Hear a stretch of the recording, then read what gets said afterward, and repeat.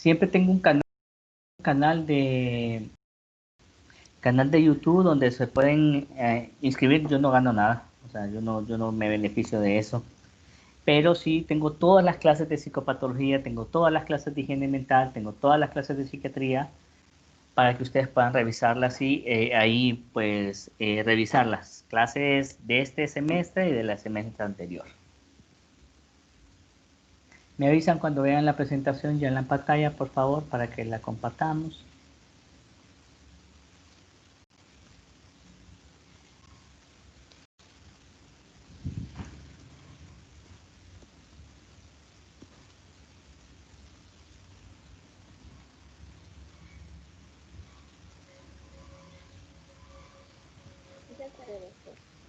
Ok, gracias, niños.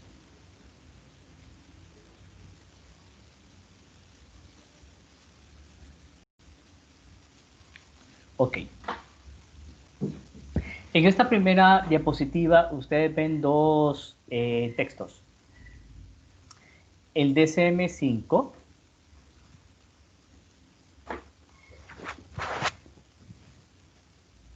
que es el Manual Estadístico de Enfermedades, quinta edición, y la Clasificación Internacional de Enfermedades, décima edición. El CI-10 abarca todas las enfermedades conocidas habidas y por haber. Cada una de las especialidades tiene como una letra del alfabeto asignada. Por ejemplo, la G, que son las que recuerdo ahorita, la G tiene que ver con todas las enfermedades neurológicas. G40, estamos hablando de epilepsia, por ejemplo. Para psiquiatría le corresponde la F. Y tenemos por ahí, por ejemplo, F0, porque después va seguido de dos números, punto y algo, otro número. Digamos, F00 tiene que ver con demencias. F10, consumo de alcohol. F19, consumo de múltiples drogas. F20, estamos hablando de toda la familia de esquizofrenias. F30, estamos hablando de episodios maníacos. F31, estamos hablando de trastorno bipolar. F32, de episodios depresivos. F33, trastornos depresivos recurrentes. F34, distimia y ciclotimia. Después nos saltamos al F40, que es todo lo que tiene que ver con ansiedad. F41 creo que es pánico y ansiedad generalizada. F42 es trastorno obsesivo compulsivo. F43 estrés agudo. F44 creo que es trastorno de F43 creo que es trastorno de estrés. F50 trastorno de alimentación y así va. Trastorno de personalidad y va. Cada uno de estos F60, F70, F34 tiene sus criterios diagnósticos. Las guías o las pautas que se siguen aquí en Honduras, en Nicaragua, en España, en Argentina, en Chile, para poder decir, esta persona tiene un cuadro depresivo. Entonces nos basamos los psiquiatras prácticamente en el CI-10 y en el DSM-5 para poder hacer un diagnóstico nosológico, un diagnóstico psiquiátrico. Lo que ustedes van a aprender en psicopatología es hacer un diagnóstico sindromático. Hasta ahí nos vamos a quedar con ustedes. En las últimas semanas, estamos hablando de todo el mes de noviembre y la primera semana de diciembre, pues lo que vamos a poder hablar, si ustedes gustan, poder hacer, además de ese diagnóstico sindromático, vamos a avanzar y vamos a seguir al siguiente nivel, que es hacer el diagnóstico psiquiátrico.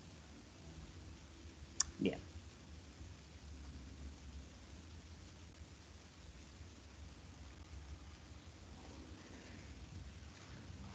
Bien, una de las cosas que más me gusta a mí de la psiquiatría es que abordamos el paciente de una forma integral. Si ustedes se han fijado en todas mis clases, yo siempre, bueno, no en todas mis clases, pero sí hago mención de lo que es la línea de vida. Para mí es una de las cosas más importantes en la historia clínica, poder entender por qué esta persona se enfermó de depresión, por qué se enfermó de ansiedad, por qué tiene esto, por qué tiene lo otro.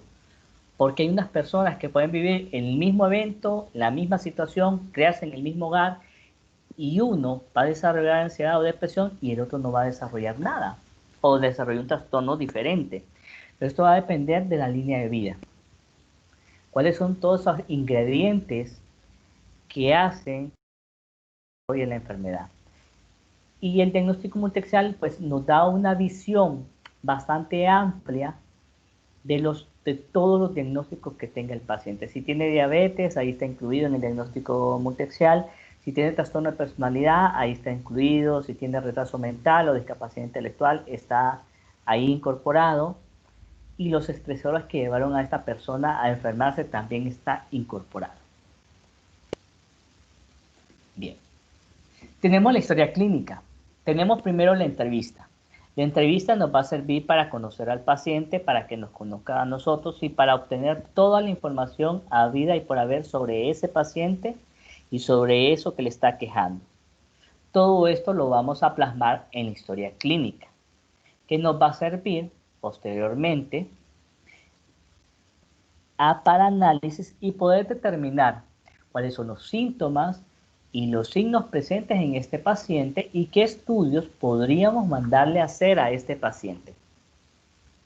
Entonces, el diagnóstico clínico es la comprobación de una posible hipótesis planteada. Y vamos a dar ese diagnóstico después de haber analizado toda la información que hemos plasmado en ese documento médico legal, que es la historia clínica.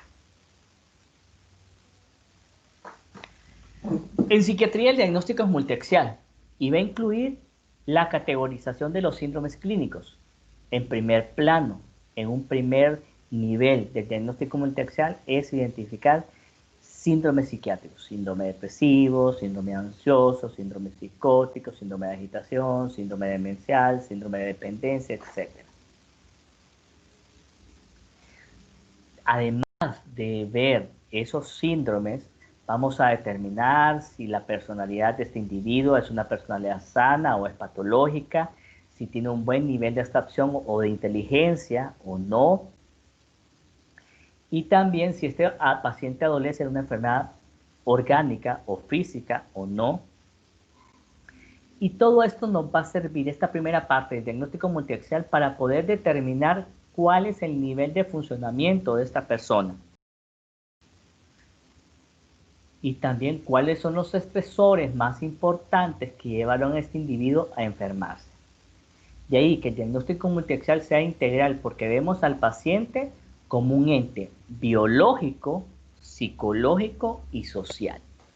Y esto fue lo que me llamó la atención a mí de psiquiatría, la integración de los tres aspectos y por qué no mencionar un cuarto aspecto, el aspecto espiritual también.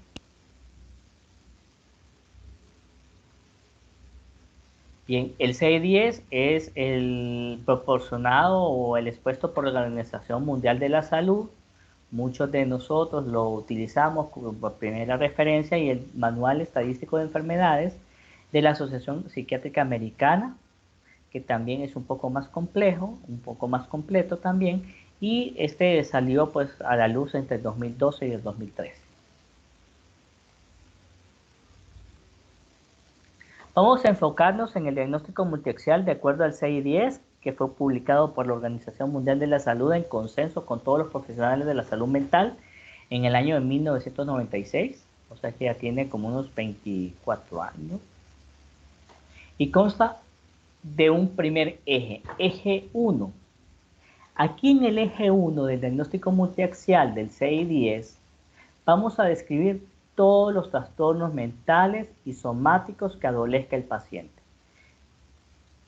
Eje 1A, todo diagnóstico psiquiátrico. En el eje 1A va síndrome depresivo, síndrome ansioso, síndrome psicótico, síndrome de agitación, el que tenga el paciente. En el eje 1B vamos a plasmar pues el tema de los trastornos de personalidad y los trastornos de retraso mental.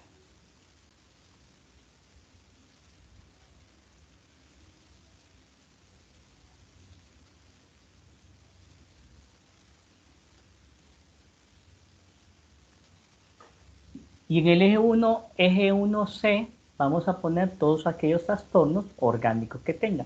Diabetes, hipertensión, cáncer, epilepsia, etcétera, etcétera, etcétera. Eje 2. Vamos a evaluar el funcionamiento global del paciente. ¿Qué tanto impacta este síndrome depresivo en la vida del paciente? A nivel de 3 aspectos. A nivel personal, a nivel familiar y a nivel social. Puede hacer que a mí me afecte a nivel personal, pero que mis familiares y que la sociedad no se afecte. Por ejemplo, un cuadro depresivo leve a moderado. Un cuadro maníaco puede afectarme a mí, puede afectar a mi familia o a la sociedad cuando de repente yo gasto más de la cuenta o regalo cosas que son mías o que son de mi familia y yo las regalo. O la agitación, que me pongo en peligro yo, pero también puedo poner peligro a mi familia o a la sociedad cuando lo golpeo. Y el eje 3 se enumeran todos los posibles estresores, los factores ambientales y circunstanciales que se asocian a la producción de trastorno del paciente, llámese aquí pérdida del empleo, llámese aquí enfermedad, llámese muerte del padre, llámese divorcio, llámese accidente vehicular, todo aquello o pérdida de una clase, todo aquello que hace que yo me enferme. Todos los estresores. Mándeme. Hola.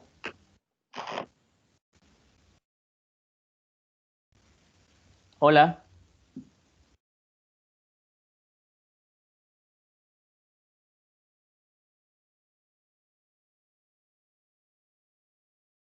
Hola. ¿Tenías preguntas?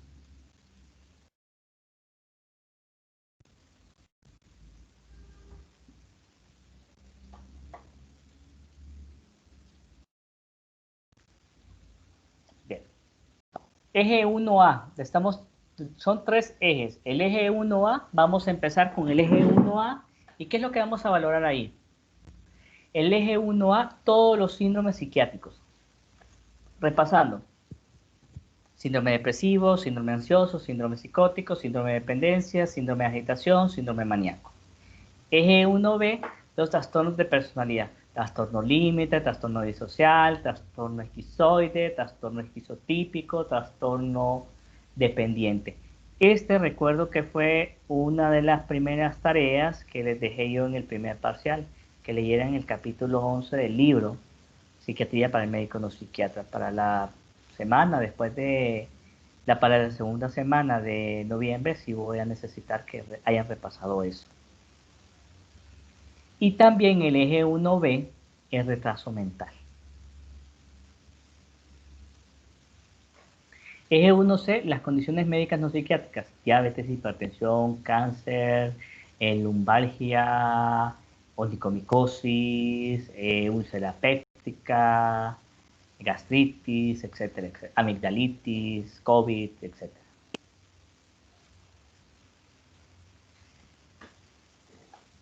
El eje 2 va a hablar de cuánto impacta el síndrome en la vida del paciente. Y para poder hablar del nivel de funcionamiento vamos a utilizar una escala de adaptación de la evaluación de la discapacidad de la OMS. Y esto no es que se lo aprenden, no es que se lo tengan que aprender. Para las siguientes historias clínicas ustedes la pueden plasmar dentro del formato de la historia clínica. Tenemos funcionamiento en 3 áreas. Calidad personal y supervivencia. Si me cuido yo, si cuido mi vida, si cuido mi alimentación, si me baño, si me cambio, si me fijo cuando cruzo la calle. Funcionamiento de interacción con la familia, si me llevo bien con ellos o los insulto o los amenazo de muerte. Y funcionamiento en otros desempeños y actividades de socialización. Estoy hablando de la escuela, del trabajo, de la iglesia, etcétera, todas las actividades. El puntaje va de 0 a 6. 0, ninguna disfunción. Estoy ansioso, pero yo me la sé arreglar. Estoy triste, pero yo no tengo ningún inconveniente. No me provoca ninguna disfunción. Y 6 es no aplicable. Doctor, ¿y cómo es eso que voy a poner yo una funcionalidad de 6 en aspecto personal, en aspecto familiar, en aspecto social, que no aplica? Por ejemplo, cuando yo no tengo quien me explique a mí cuál es el funcionamiento del paciente, que el paciente no responda, que el paciente esté completamente psicótico y no, me lo vinieron a dejar acá, me lo dejaron en mi clínico, me lo dejaron en el Hospital Mario Mendoza, y yo no tengo quien me diga, solo puedo hablar a nivel personal, o sea, describir el funcionamiento a nivel personal porque el paciente anda todo sucio, todo barbón, maloliente, herido, traumatizado, pero ahí. Pero no sé cómo se lleva con la familia porque no hay quien me cuente de la familia, no hay quien me cuente de la sociedad, entonces ahí aplicaría el 6. Disfunción mínima, ¿qué podría ser? Ah, que no me baño, no me cambio la ropa, eso, disfunción mínima. De repente me aíslo de mi familia, podría ser disfunción mínima. Disfunción obvia ya es constatado por el resto de personas. Ya la gente ya es más evidente para las personas. Por ejemplo, no solamente, o sea, ya la disfunción obvia, pues ya mi familia se da cuenta que no estoy comiendo bien, que ya no me relaciono con las personas como me relacionaba antes, que con mi novia, con mi novio, yo ya no hablo, que de repente paso con las cortinas a oscuras, o sea, estoy en una disfunción obvia, que me retiré de una clase y es una disfunción obvia. Disfunción severa, bueno, disfunción severa sería que ya ni tan siquiera me levanto de la cama. O sea, llevo una semana o 15 días de no bañarme, que como 2 veces al día, que he bajado de peso. Es una disfunción severa. Que discuto con mis hermanos o que discuto con mi mamá. Una disfunción muy severa es que ya va más allá. Ya estoy pensando cómo hacerme daño. Golpeé a mis hermanos. Elegí unas casas. Choqué el carro. Disfunción muy severa. Y disfunción máxima es que de repente a mí me bajen de un lazo que me estoy ahorcando. O que disfunción máxima es que yo me haya cortado con un cuchillo de las muñecas y me han tenido que hacer puntos. Que me ingresaron al hospital Mario Mendoza porque estaba ahorcando a mi mamá o a mi papá. Porque golpeé a unos vecinos. Esa es una disfunción máxima. Y dependiendo en cada aspecto, a nivel personal, a nivel familiar y a nivel social, yo voy a dar una escala del 0 al 6. ¿Me siguen con esta escala? ¿Y con los ejemplos? Sí. Ok, muy bien. Y en el eje 3 vamos a poner todos los factores ambientales y circunstanciales. ¿Qué estábamos hablando? Separación, divorcio, pérdida de trabajo, una inundación, un secuestro, eh, aborto, todo lo que nosotros podamos escuchar del paciente. Vamos a ver, por ejemplo, en el caso del paciente, ¿qué cosas podrían ser consideradas como estresoras en la vida de José Alfredo Antunes? Que lo despidieron. Lo despidieron, excelente, ¿qué más? Divorcio. El divorcio, la separación de la señora. Entonces ahí estamos viendo eso. Ah, eso nos podía explicar. Y a nivel personal, ¿cómo andaría este paciente José Alfredo Antunes? A nivel personal, la funcionalidad. ¿En qué nivel?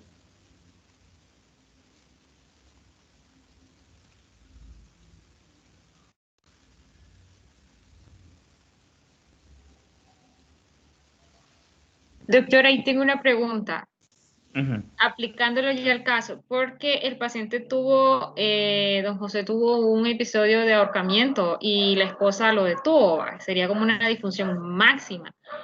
Ujú. Pero ahorita que está en la consulta, eso no lo tomaríamos en cuenta, tomaríamos en cuenta el presente.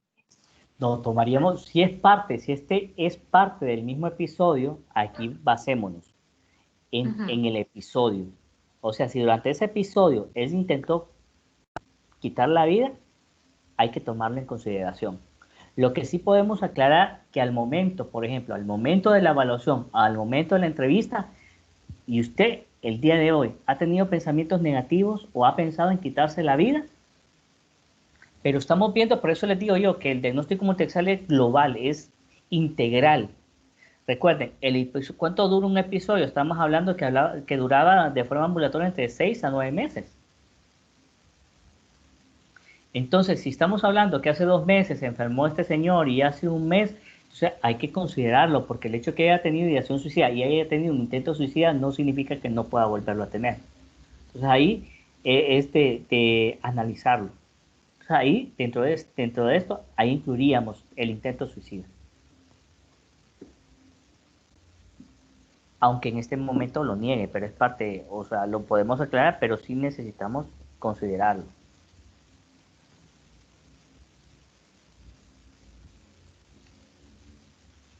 Entonces, ¿cómo andaría la disfuncionalidad personal de José Alfredo Antunes? Global, analizando todo el contexto del paciente. Disfunción máxima. Ok, por ahí podría ir entre severa, muy severa y máxima. A nivel de la familia,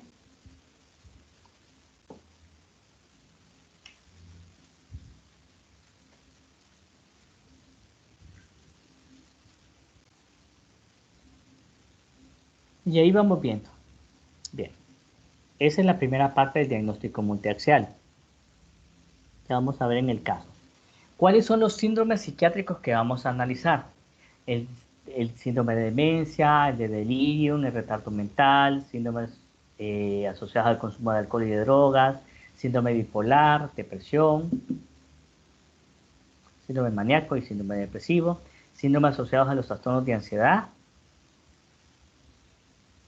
síndrome asociado a la conducta alimentaria, eso no lo vamos a ver, solo lo vamos a mencionar, síndrome asociados a disfunciones sexuales, síndrome hipercinético, déficit de atención y hiperactividad, síndrome asociado al insomnio y otros síndromes como el conversivo, el disociativo, el somatomorfo y la anuresis. Nos vamos a enfocar en los primeros. Bien. Hay síndromes neurológicos, que también los vamos a mencionar. Síndrome convulsivo, síndrome cefalálgico, el parkinsoniano y el disinético. Eso a este nivel no lo vamos a... Bien. ¿Cuáles van a ser, con qué nombres el paciente se va a referir, por ejemplo, al síndrome ansioso? Tanto el familiar como el paciente puede relacionar el síndrome general de ansiedad, que es así como lo vamos a describir, como que tengo ansiedad, tengo angustia, estoy nervioso o tengo temor. ¿Y cuáles son los síntomas asociados a este síndrome general de ansiedad?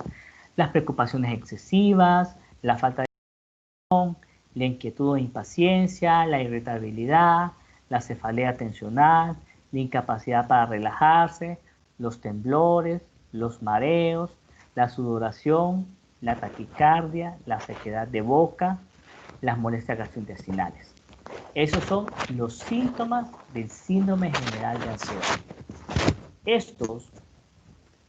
Esta parte que estoy describiendo el día de hoy va a complementar la primera parte que yo les di al inicio del segundo parcial. Entonces el paciente va a venir, ¿y usted por qué viene? Ah, por ansiedad, o por una angustia, doctor, o por nerviosismo, o por temor. Ah, bueno, vamos a investigar cuáles son los síntomas de ese síndrome de ansiedad y vamos a determinar que es un síndrome general de ansiedad. Síndrome fóbico. El síndrome fóbico es otro síndrome relacionado con ansiedad, que la queja principal va a ser miedo, un miedo irracional a cosas que la mayoría de personas no le tienen miedo. Eso hace un síndrome fóbico. Se presenta el síntoma general de ansiedad asociado a temores irracionales severos a situaciones que tratan de evitar. Fobia a volar, fobia a las alturas, fobia a los ratones, a las cucarachas, a las serpientes, a la oscuridad, todo esto. Entonces, ese es un síndrome fóbico. El síndrome general de ansiedad y un temor o miedo irracional severo que hace que el paciente evite esa situación. O sea, yo tengo un miedo, fobia a las alturas, yo no me voy a subir a un segundo, un tercero o un quinto piso. No podría. Mejor cancelo la clase o la cambio, porque no voy a estar en el 501 de un edificio. No puedo. Evito. O sea, mi novia me quiere llevar al serpentario de la universidad o al serpentario del Picacho o al serpentario de la Tigre, pero yo no quiero ir. Mejor me dejo con ella, que se enoje, pero yo no voy a ir a ver serpientes. No puedo, porque es un miedo irracional, severo, y evito cualquier cosa. Esa es la síndrome fóbico.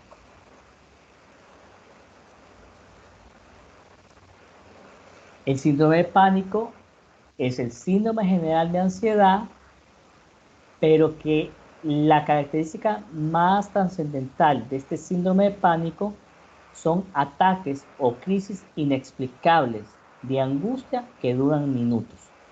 ¿Y por cómo se va a quejar o cómo se va a referir el paciente a este síndrome de pánico? Ataques de angustia o de miedo. ¿Cómo son? Estos son súbitos. De la nada aparecen, ya sea que esté acostado, ya sea que esté viendo televisión, ya sea que esté en el cine, ya sea que esté estudiando, puedo estar operando, puedo estar conduciendo el auto, y de la nada me va a entrar una sensación de miedo irracional, sensación de ahogo, palpitaciones, taquicardia, sudoración, despersonalización, desrealización, y esto me va a generar mucho temor, miedo a morirme, voy a tener miedo a morirme, a perder el control o a volverme loco. Evito. Entonces voy a evitar estar solo porque no sé en qué momento me va a dar esta molestia y entonces va a ser bien difícil poderme controlar. Entonces siempre voy a andar acompañado o evito salir a los lugares donde yo creo que obtener ayuda me va a ser bien difícil.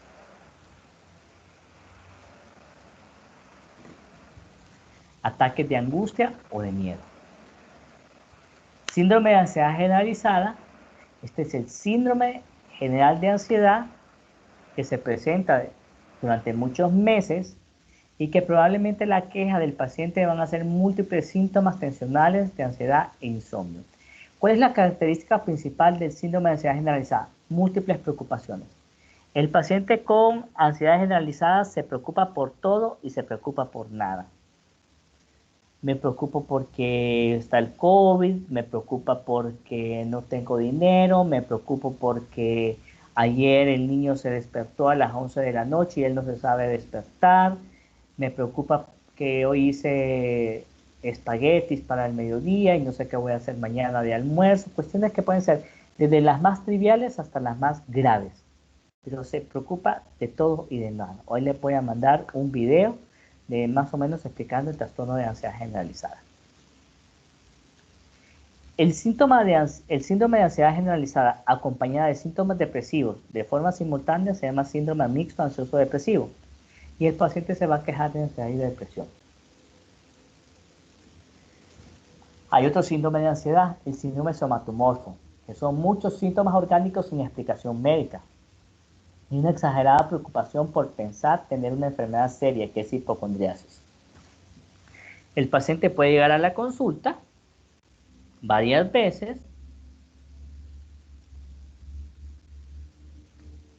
asociados a frecuentes consultas médicas frecuentes con hallazgos negativos. Es que doctor, yo creo que tengo COVID. Señora, pero vino la semana pasada, vino el viernes, yo le dije que no tenía COVID, le hice la prueba, pero usted, bueno, doctor, es que yo siento que tengo COVID. Señora, lo que usted tiene es una rinitis, usted tiene antecedentes de rinitis y por eso no puede distinguir los olores. Y eso se puede alterar también el gusto.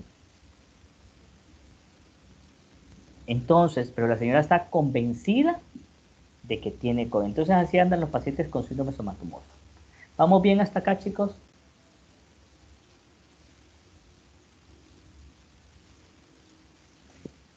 Sí, doctor.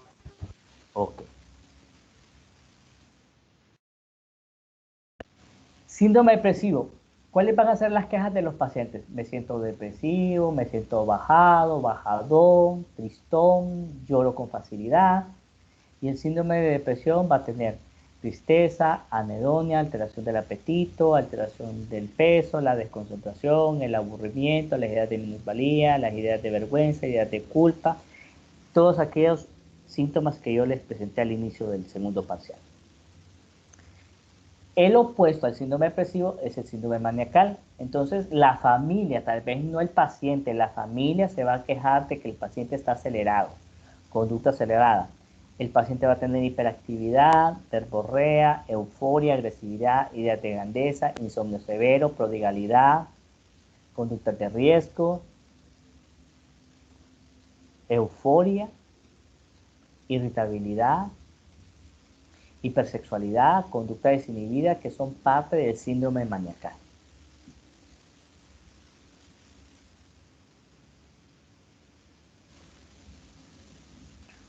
¿Cuál es el síntoma principal del síndrome confusional agudo, delirium o síndrome delirioso? ¿Cuál es el síntoma cardinal? ¿Alguien recuerda? Fluctuación del estado de conciencia. Correcto, muy bien. Entonces, la familia del paciente puede decir que está confundido, que está ido, está desorientado.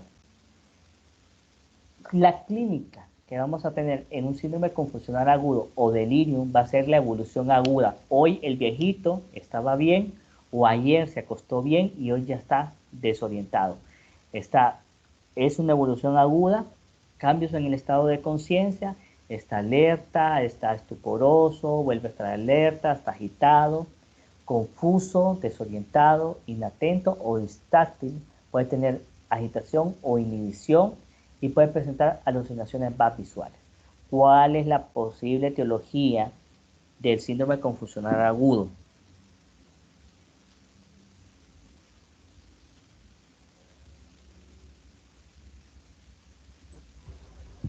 Es una etiología orgánica. Exactamente, pucha, aquí ya van contestando. Si hoy hubiera sido el examen, van volando. Excelente.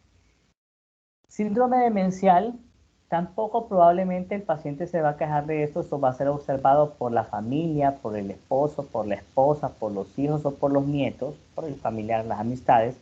Va a haber una pérdida de la memoria y descuido en el aseo personal. A diferencia del síndrome confusional agudo, el de la demencia, el delirium es ya, es agudo, de la noche a la mañana. La demencia no, va a ser paulatino, va a ser a lo largo de meses o de años. Presenta disminución progresiva de la memoria y de su capacidad de abstracción y de juicio. Va a haber pérdida de la capacidad de hacer tareas diarias, descuido de su arreglo e higiene personal, cambios de comportamiento.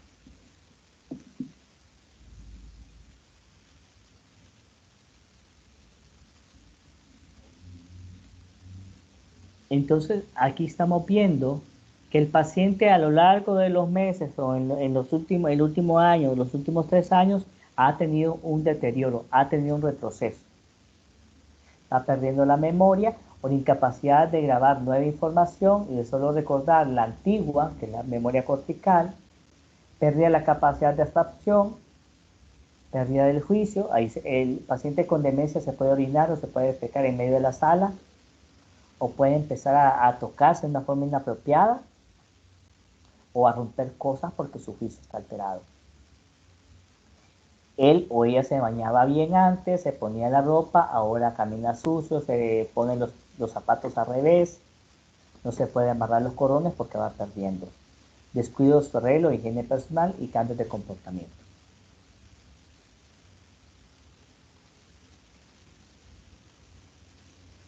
Síndrome psicótico. La familia se va a quejar de que el paciente tiene creencias extrañas, que son ideas delirantes y alucinaciones.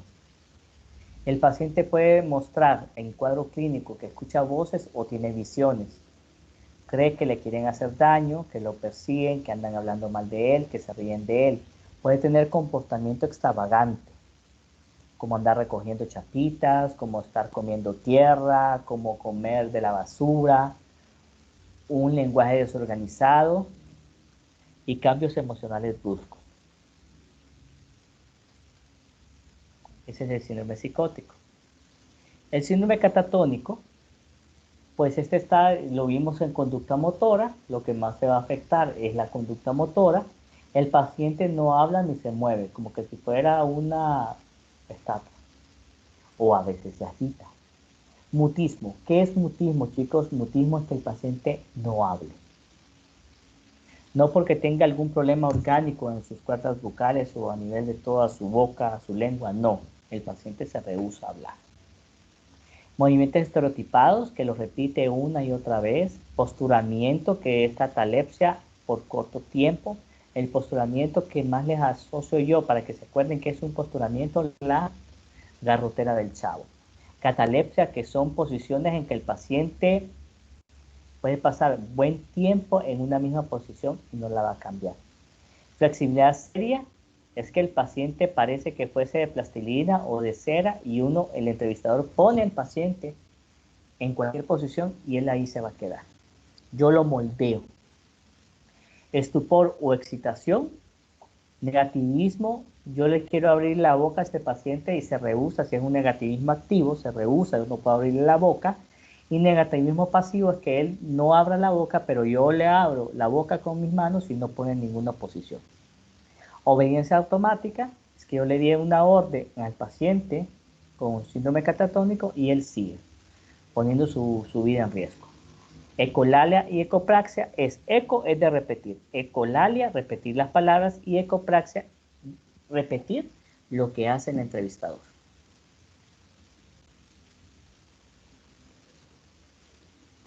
Síndrome hiperkinético, déficit de atención. Estos son solo de repaso. Lo que yo quiero que ustedes se acuerden para estos fines de la clase, para el examen, es síndrome depresivo, síndrome ansioso, síndrome general de ansiedad, síndrome depresivo, síndrome maníaco, síndrome psicótico, síndrome de agitación, síndrome de dependencia a drogas, síndrome de delirio y tal vez el de demencia. Los demás solamente para que ustedes los vayan conociendo. Síndrome hiperkinético de déficit de atención. El paciente o la familia se va a quejar que este niño es inquieto, es impulsivo y no presta atención, porque esto principalmente en los niños. Es inatento. Nada lo puede hacer que se concentre. Exagerada inquietud motora, impulsividad, problemas disciplinarios, no completan las tareas y bajo rendimiento escolar. Ese es el déficit de atención e hiperactividad. Bien, eso es el diagnóstico sindromático. El diagnóstico psicosocial, lo que había mencionado yo, ¿qué es lo que puede hacer a alguien que se enferme? Conflictos familiares, que se pelee con la mamá, con el papá, con los hermanos, conflictos de pareja, infidelidades, divorcios, conflictos sexuales, identidad sexual, que yo no pueda aceptar mi homosexualidad o mi bisexualidad, o de repente que alguien sea paidofílico, problemas económicos o transexual o transgénero, problemas económicos, que es algo que está bastante hoy en día afectando, problemas laborales, problemas académicos, problemas de salud, etcétera, etcétera. Conflictos legales también es otra cuestión que puede ser el diagnóstico psicosocial y que nos podría explicar el por qué el paciente está en este cuadro. Maltrato físico, psicológico, sexual, patrimonial, abuso sexual, y esto se los he dicho, este es uno de los eventos más traumáticos y que más dañan la psiquis de las personas.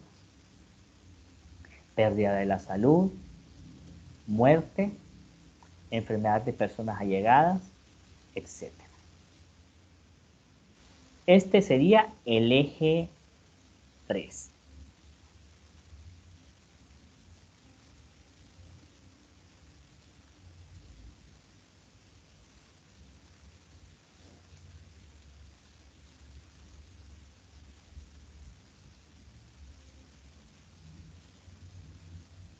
Diagnóstico etiológico. ¿Qué cosas podrían hacer que una persona se enferme? La predisposición genética. Esta es parte de la marcha diagnóstica que quiero que repasen. Predisposición genética. Se hereda la vulnerabilidad, no se hereda en sí la enfermedad. Si yo en mi historia familiar tengo pacientes, mi madre es depresiva, mi tía es depresiva, mi abuelo es bipolar, yo tengo, y por ejemplo en la familia de Nicole no hay antecedentes familiares de enfermedades psiquiátricas, entonces aquí yo tengo mayor riesgo de desarrollar una enfermedad mental porque mi mamá, mi tía, mi hermana, mi abuelo tiene una enfermedad mental. Se hereda la vulnerabilidad, no la enfermedad. Tiene que congeniar esa otra parte psicológica y esos aspectos psicosociales para que la enfermedad aparezca. La predisposición genética es importante. Factores psicológicos. Que yo viva en una zona de alto riesgo, que haya maltrato dentro de mi hogar, violencia intrafamiliar. Eso puede provocar que yo, desde muy chiquito, me exponga a este tipo de situaciones y que a la larga desarrolle depresión, desarrolle ansiedad. Enfermedades metabólicas o endocrinas. Puede hacer que si me diagnostican, claro, ustedes tienen 21, 22 años y le diagnostican diabetes, no se van a alegrar por un diagnóstico de eso. O de repente tienen 25 años y te diagnostican hipertensión, no es algo de lo cuales se van a alegrar. Entonces, esto va a traer un problema emocional y esta puede ser la causa o la base, perdón, para desarrollar una enfermedad mental. Enfermedades cardiovasculares, una persona, vaya, por ejemplo, los pacientes infartados tienen mayor riesgo de desarrollar depresión después de un infarto que aquellos que no han presentado infartos previamente. O el paciente diabético e infartado tiene mayor riesgo de desarrollar infartos. Un paciente ansioso o depresivo tiene mayor riesgo de desarrollar un infarto. Entonces, son enfermedades que se comunican. Tomarlo en cuenta.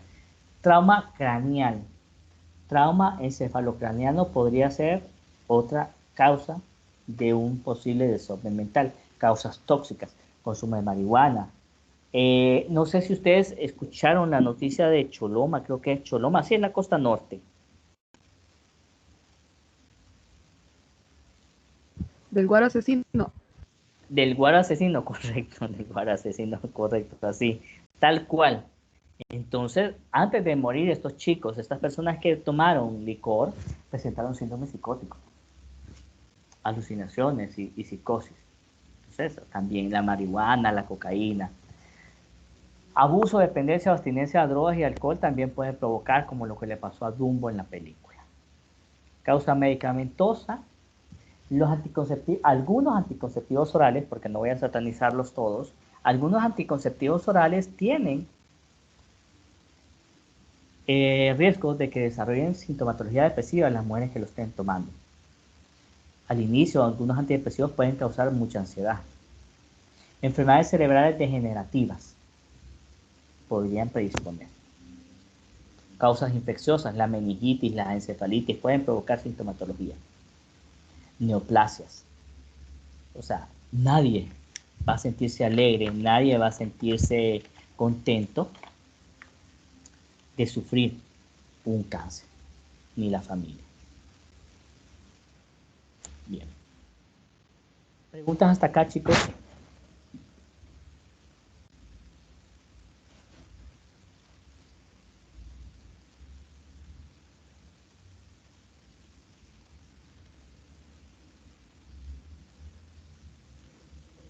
Hola.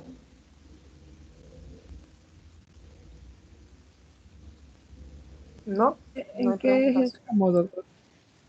¿Perdón? ¿Qué sería este? ¿Perdón qué sería qué? ¿Qué eje sería? O sea, seguimos en lo de los ejes, ¿verdad? Sí. No, ya salimos de los ejes. Esto sería el diagnóstico etiológico. Tenemos el diagnóstico sindromático, que ya lo di. Este es el diagnóstico Ok, ya. etiológico. Esa es otra parte. El diagnóstico multiaxial tiene tres ejes. Eje 1A, eje 1, que se divide en tres. Eje 1A, síndrome depresivo, síndrome ansioso, síndrome psicótico.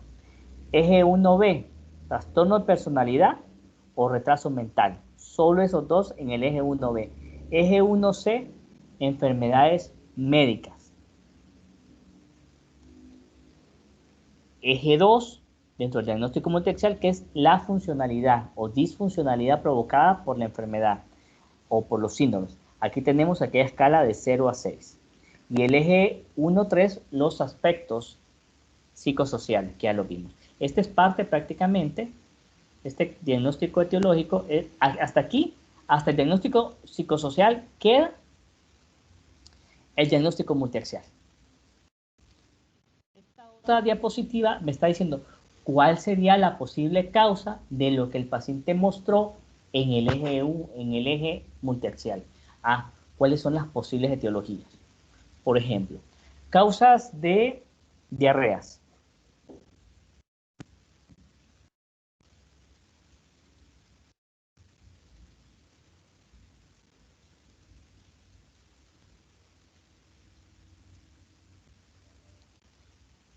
Hola. Esa es una pregunta de semiología, creo. Vamos. ¿Qué cosas puede provocar diarreas? Escherichia coli. Escherichia coli, que podría ser infecciosa. ¿Qué más? Otra cosa que no sea infecciosa.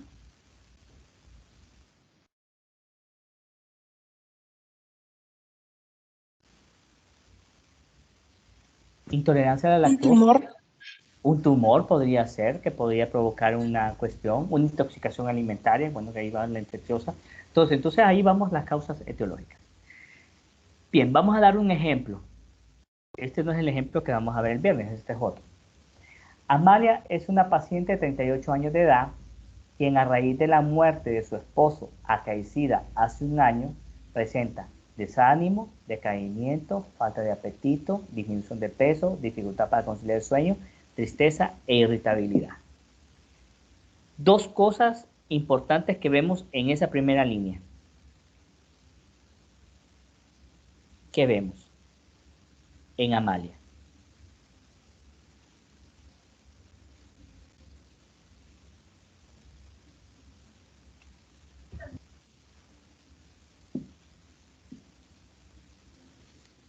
¿Qué hallazgos podemos tener en ese primer párrafo?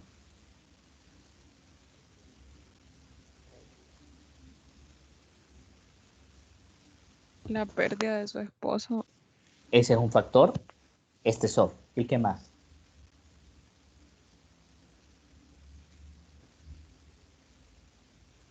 ¿Qué síndrome tenemos ahí? Depresivo. Ok, muy bien. Ahí tenemos un estresor, el desencadenante y el síndrome depresivo. Excelente. Estos síntomas fueron intensos los 2 primeros meses, pero luego disminuyeron considerablemente, pero sin llegar a sentirse bien al 100%. De 3 meses a la fecha, la sintomatología se agrava de tal manera que ha dejado de trabajar en su negocio.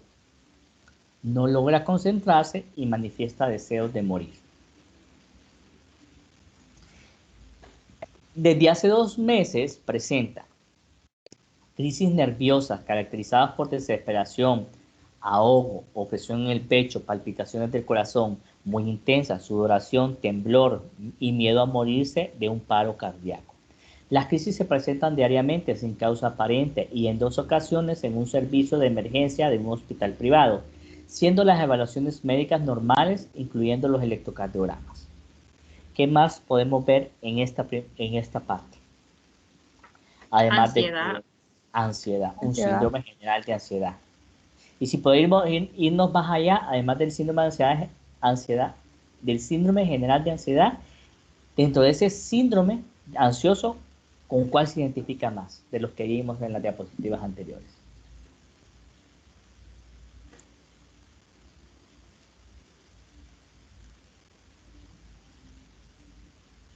El que tenía que ver con la hipocondriasis.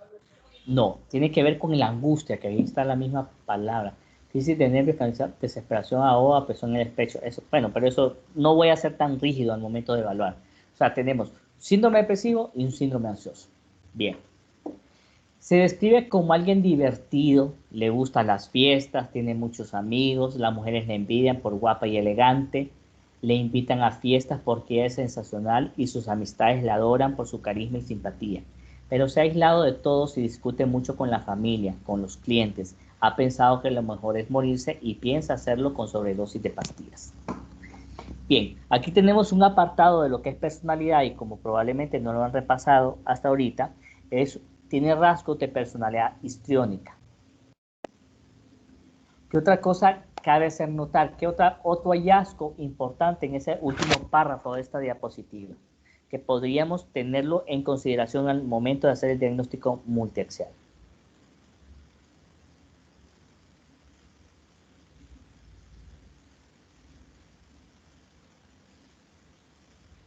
La ideación suicida.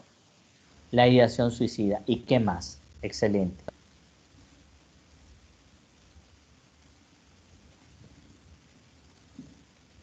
Disfuncionalidad, ¿verdad?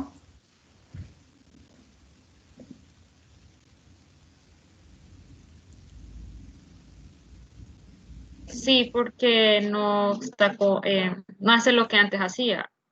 Correcto. ¿Qué más nos da para la disfuncionalidad? Discute mucho con la familia, con los clientes. Ya estamos a nivel familiar y a nivel social. Ok. Antecedentes personales de hipotiroidismo en tratamiento. En los antecedentes familiares se encuentra que su madre y 2 hermanas están siendo tratadas por nervios y un hermano es alcohólico. El examen físico reporta una tensión arterial de 120/75, frecuencia cardíaca 80 por minuto, frecuencia respiratoria 18 por minuto.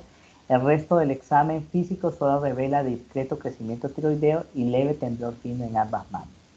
El examen mental revela fase depresiva, llanto frecuente, ideas de minusvalía, mucho pesimismo en poder recuperar su negocio, miedo a que en cualquier momento vuelva a tener las crisis, abstracción sin alteración. Insight 3 de 6.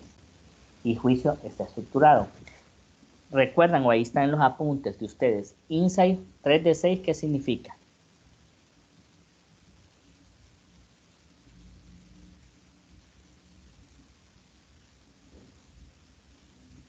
Que culpaba a los demás de su padecimiento, o eso creo que. Exactamente, correcto, muy bien. Entonces, el diagnóstico multiaxial, de acuerdo al 6 y 10, consta de eje 1, se describen todos los trastornos mentales y somáticos que adolezca el paciente. Eje 2, se evalúa el funcionamiento global del paciente. Eje 3, se enumeran los estresores, es decir, los factores ambientales y circunstanciales que se asocian en la producción del trastorno del paciente. Eje 1A, síndromes psiquiátricos. ¿Cuáles tendría la paciente? Depresión y ansiedad. Correcto, muy bien. Eje 1B, trastornos de personalidad y desarrollo y de retraso mental. ¿Qué trastorno de personalidad le dije que podía tener? Histriónico. La abstracción está normal. ¿Tendrá retraso mental? No. Ok, entonces ahí se pondría posible trastorno histriónico o rasgo de personalidad histriónica sin retraso mental.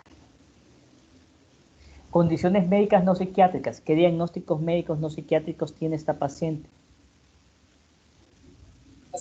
Hipotiroidismo. Hipotiroidismo, excelente.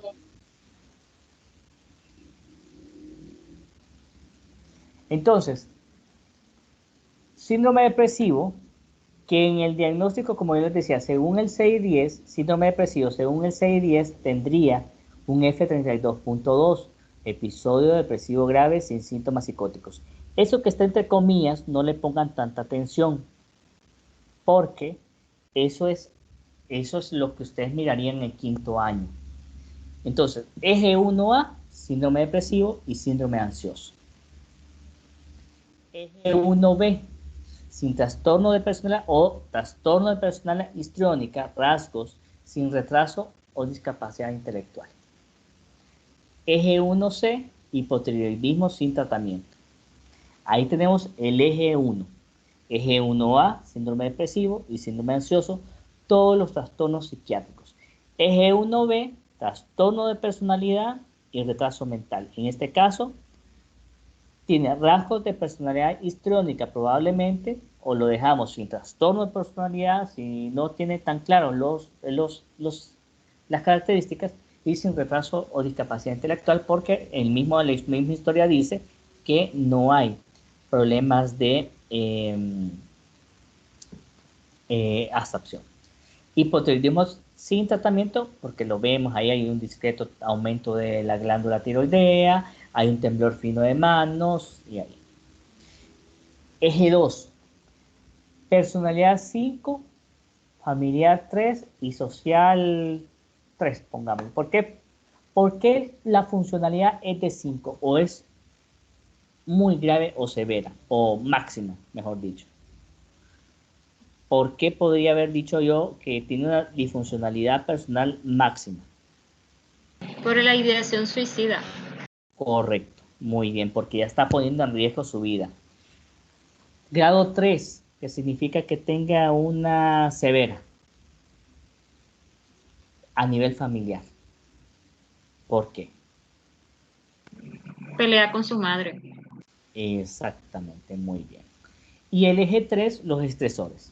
Muerte del esposo, los antecedentes familiares, que podría ser la parte genética, y enfermedad orgánica, que es el hipotiroidismo. Tiene 3 factores de riesgo esta señora para desarrollar una enfermedad mental. Y hasta aquí termina, chicos, la clase del día de hoy.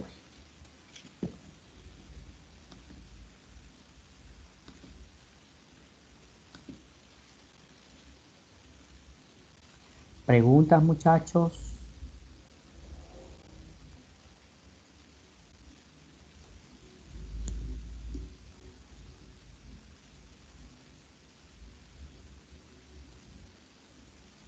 Todo claro, doctor. Ok, gracias. ¿Seguros?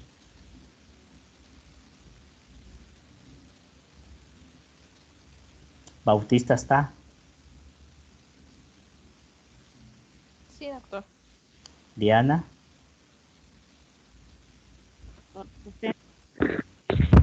Diana. ¿Egri?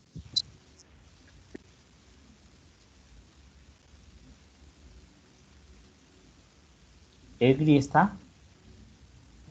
Sí, presente.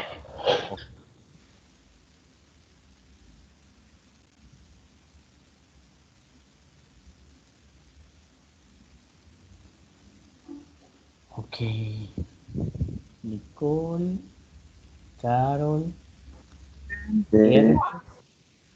Eric, Egri, Egla, Diana, Carmen, Yanira, Zavala, Soto, Vanessa, Hernández Bautista, y Galeas, Brian y Ed. Muy bien.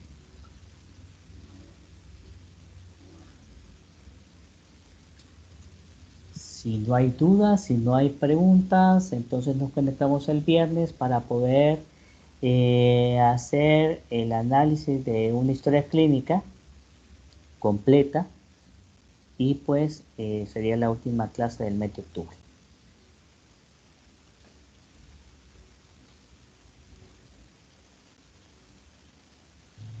Está bien, doctor, hasta el viernes. Gracias. Ok, si así lo permite.